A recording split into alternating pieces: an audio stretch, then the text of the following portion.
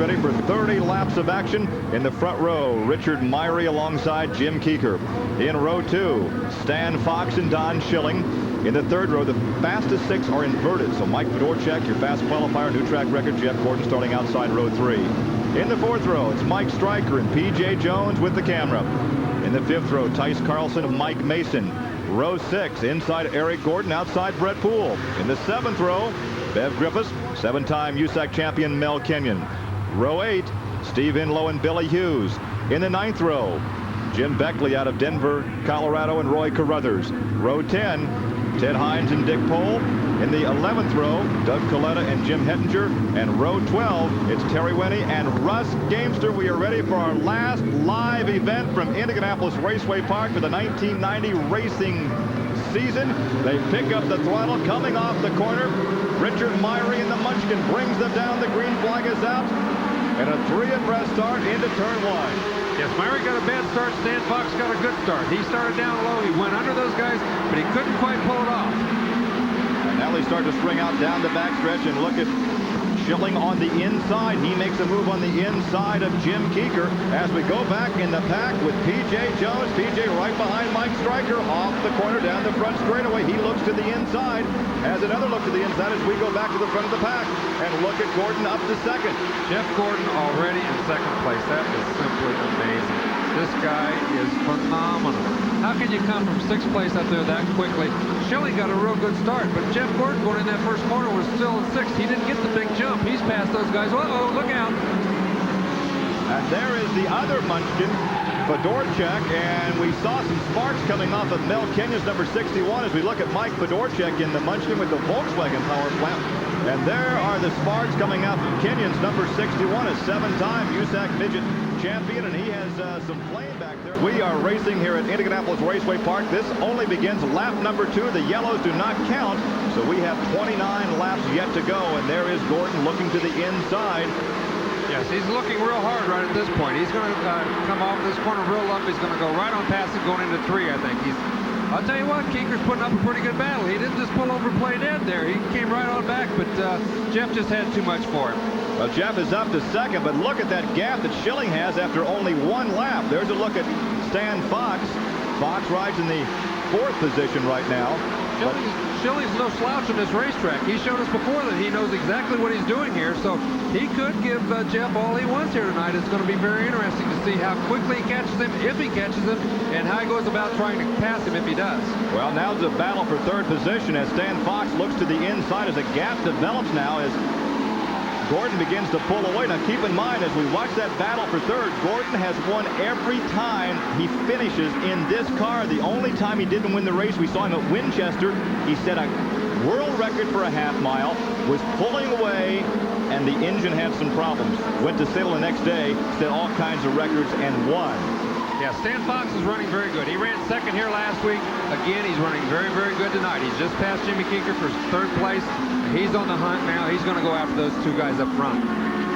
Schilling is out in front, but closing in second is the 19-year-old Jeff Gordon. Jeff drives the Diet Pepsi Beast of Raleigh Helmling, and now a Beast runs in 3rd position. So I'm not sure what Bob East has as far as these race cars, but there's something about the Beast chassis. They're winning all the major midget races this season. Yeah, he builds a very good race car, a very safe race car, which is most important.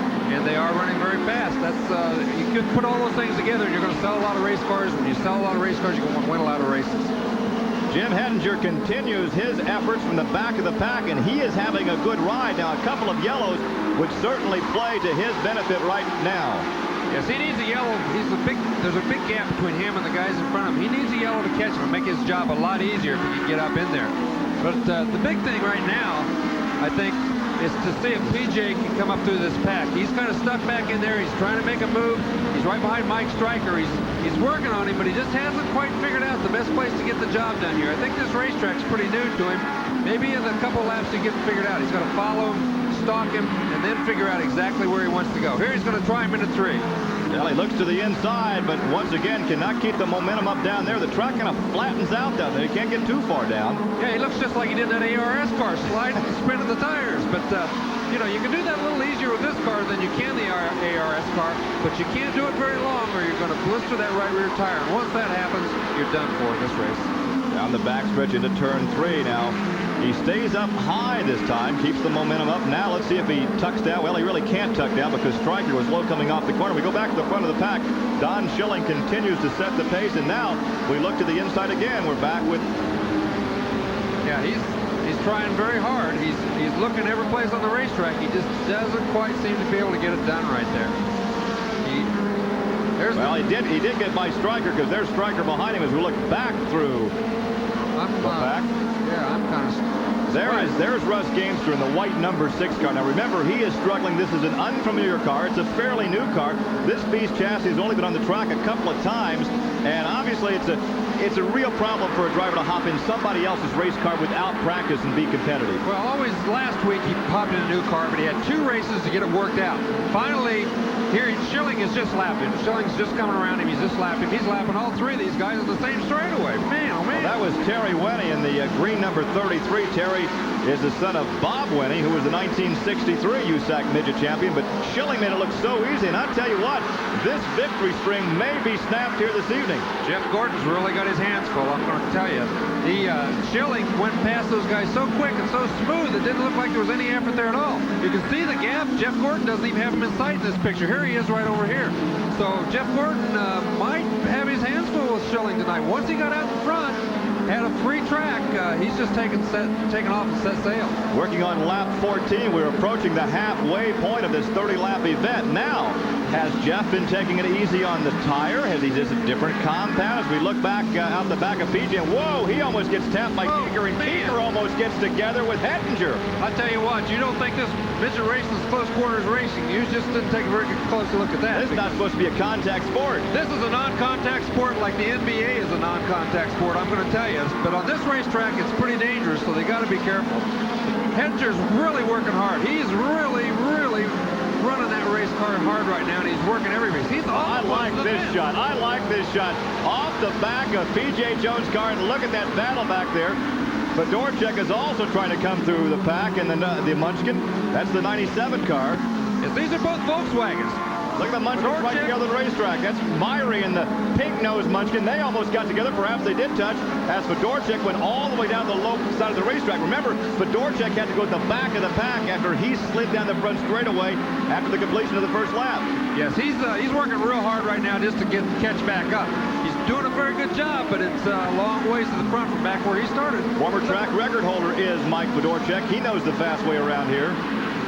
Hettinger's doing a very good job too. Look at the way he's working on Keeker. He's trying him high, he's trying him low, he's trying him everywhere. I think the horsepower is really what's hurting him. We've got a yellow flag now. It might give him a chance to cool his tire down, get a little better shot at him. Well, as we look around the racetrack for the reason for the yellow, and Larry Rice, I don't see a problem right now. Well, I don't either, Gary. I don't see a thing that there was anything going up here tonight. We have seen Schilling set track records. We have seen Don Schilling win. That came last year. He knows his way around. A problem in the front straightaway. A problem down the front straightaway. A car into the wall.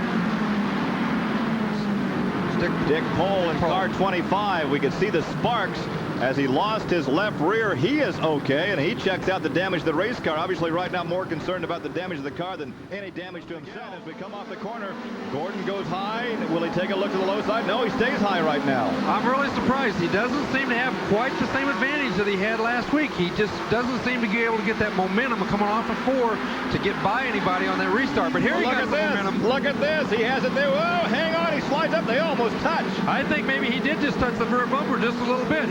I'll tell you what, he's a trier. If he's nothing else, he's one heck of a trier. He never gives up. Stan Fox runs in the 3rd position. We mentioned a couple of weeks ago that the Stan Fox car is nicknamed Janice, the wife of Bob East. And the car had, until 2 weeks ago, had never lost a pavement race when Janice was here, but they lost it 2 weeks ago. That's right. Here we go. We're back to the Munchkin. This is the Munchkin. This is P.J. Jones. And this is Jim Hettinger. This is a very good battle. These 3 guys are driving their hearts out, trying to catch up with those guys up in front of them, and doing a real good job doing it. I think the battle for 4th, 5th, and 6th there.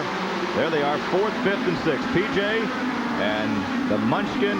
And there's a look at Hettinger on the high side now. The Munchkin down low with Fedorchak. Boy, this is look how close he is to the fence. This is a great shot. Look how close he was. Look how close they were to each other. And now he's diving down inside of P.J. P.J. Jones. There's no room. I tell you, these cars move around so much. It's very, very difficult to run as close as those guys are to each other and not touch each other. These guys have to have confidence in each other. They know who is right next to them, and they have to have confidence as the Munchkin goes by. Absolutely. PJ has not run this racetrack very much. He's run some pavement, but this racetrack is not like any other racetrack he's been on in a while. He's doing one heck of a job. Well, here comes Hettinger. Yeah, tries him high, tries him low. He's going to go everywhere trying to get around him. He just can't quite get it done. Hettinger in 6th position after starting at the back of the pack, and he is all over the rear bumper of P.J. Jones. Notice how he really gains on him in the corners. Going down the straightaway, you're going to see here, he's going to get away from him. See, coming into the corner, though, look how Hettinger, that light Volkswagen man getting into the corner, he really gains on him. He works on him all the way through the corner. Here he's going to try him, but going down the straightaway, look, stretches out 2 car lengths. Boy, that's tough to make up. 23 laps now complete. There's the gap between 1st and 2nd.